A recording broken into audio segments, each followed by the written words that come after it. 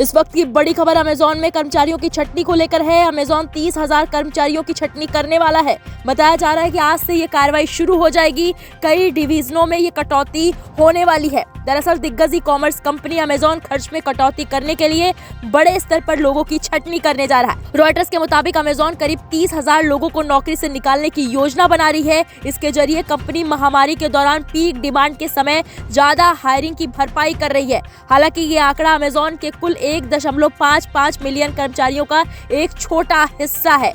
ये 2022 के आखिर के बाद अमेजॉन की सबसे बड़ी छटनी होगी, जब उसने लगभग 27,000 पदों को पूरी तरह से खत्म कर दिया था। अमेजॉन के प्रवक्ता ने इस पर बात करने से इनकार कर दिया है। अमेजॉन पिछले 2 सालों से कई डिवीजनों में छोटी संख्या में नौकरियों में कटौती कर रही है, जिसमें डिवाइस, कम्युनिकेशन और पॉडकास्टिंग शामिल है। लोगों ने बताया कि इस हफ्ते से शुरू होने वाली कटौती से कई डिवीजन प्रभावित हो सकते हैं, जिसमें human resource, people experience and technology operations, device and services और अमेजॉन वेब सर्विसेज शामिल है। लोगों ने बताया कि प्रभावित टीमों के मैनेजरों से ट्रेनिंग लेने के लिए कहा गया है कि मंगलवार सुबह से ईमेल नोटिफिकेशन भेजे जाने के बाद स्टाफ से कैसे बात करनी है।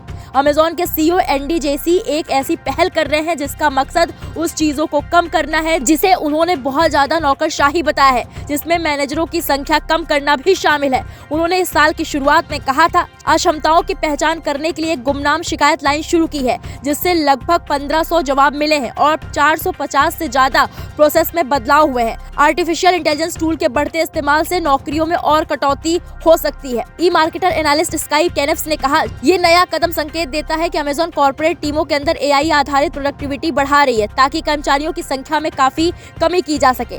अमेजॉन पर एआई इंफ्रास्ट्रक्चर बनाने में लंबे समय के निवेश की भरपाई करने के लिए ये कदम उठाया जा रहा है। इस राउंड की छटनी का पूरा दायरा तुरंत साफ नहीं हुआ था। मामले से परिचित लोगों ने कहा कि अमेजॉन की वित्तीय प्राथमिकताएं बदलने के साथ ये संख्या समय के साथ बदल सकती है।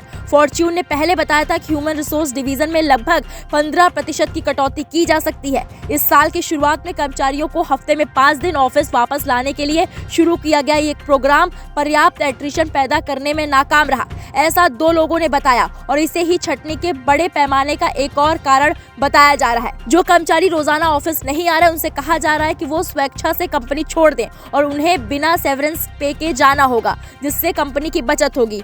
लेऑफ्स ने अनुमान लगाया है कि इस साल अब तक 216 कंपनियों में लगभग 98,000 नौकरियां खत्म हो चुकी हैं। 2024 में यह आंकड़ा 153,000 था। अगर अमेजॉन के फायदे की बात करें तो अमेजॉन के सबसे बड़े profit centre cloud computing unit AWS ने दूसरी तिमाही में $30.9 बिलियन की बिक्री रिकॉर्ड की थी, जो 17.5% की बढ़ोतरी थी। लेकिन ये माइक्रोसॉफ्ट के एज्योर के 39 और अल्फाबेट के गूगल क्लाउड के 32% की बढ़ोतरी से काफी कम थी।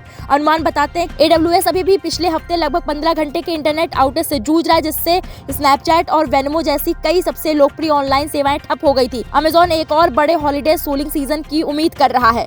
रॉयटर्स द्वारा देखे गए एक मेमो के मुताबिक अमेजॉन ने शुक्रवार को अपनी PXT यूनिट को एक सेगमेंट का भी रीऑर्गेनाइजेशन किया, जो डाइवर्सिटी इनिशिएटिव्स पर फोकस करता है। इन बदलावों में ज्यादातर लोगों को नई भूमिकाओं में प्रमोट करना शामिल था। अमेजॉन के शेयर 1.2% से बढ़कर $226.97 हो गए। कंपनी तीसरी तिमाही की कमाई की रिपोर्ट जारी करने की अब योजना बना रही है।